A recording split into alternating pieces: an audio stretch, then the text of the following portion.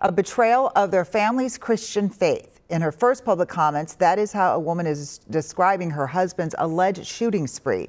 He's charged with assassinating a DFL leader and her husband and shooting another lawmaker and his wife. New at 6, we are learning the very first number the gunman dialed during the state's largest ever manhunt. Our Caroline Cummings shares the new details about the investigation into the lawmaker attack.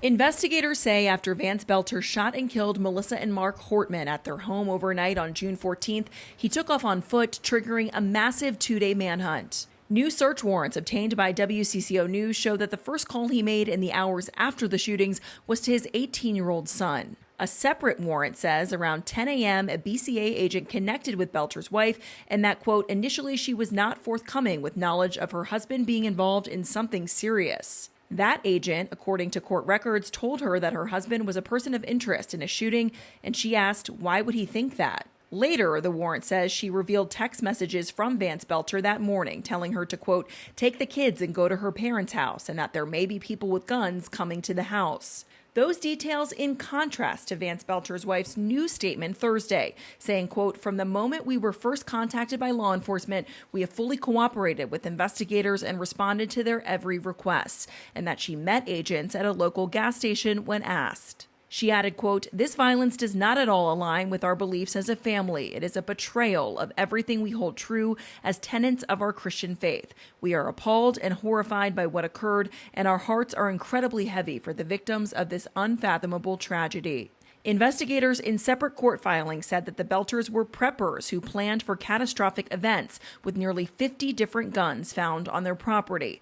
2 more guns were found inside his wife's car, along with cash and passports. Also new on Thursday, the University of Minnesota confirmed that Vance Belter worked at their eye bank, an eye donation and transplant service there.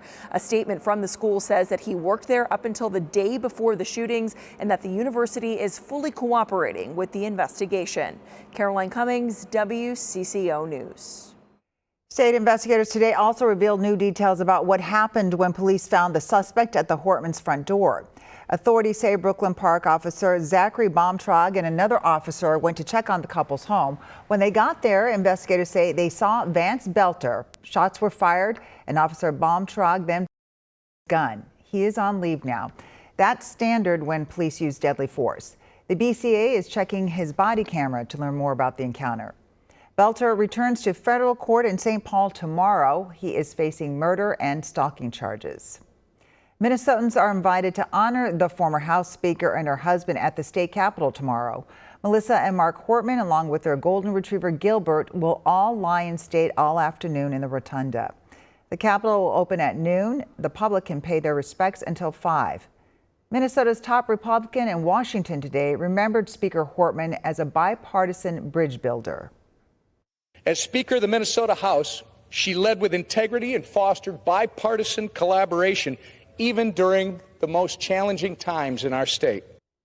The Hortman's funeral is Saturday morning. Our special coverage of the service will begin on TV and online at 10 a.m.